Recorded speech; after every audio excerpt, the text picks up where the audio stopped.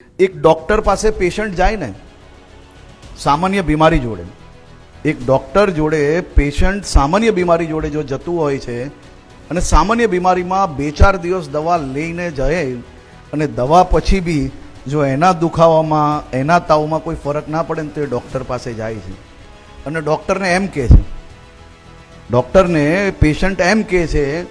કે ક્યાં તો સાહેબ દવા બદલાવી આપો,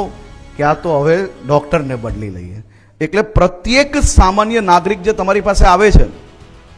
એના કામનું રિઝલ્ટ તો પછીનો વિષય છે.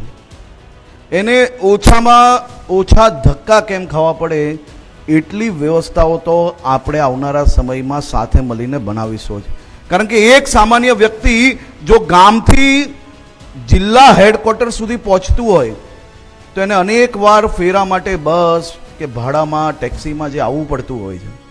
અને એ ભાડું જે છે એ સામાન્ય નાગરિક માટે એના જીવનની બધી જ બચત એમાં વપરાઈ જતી હોય.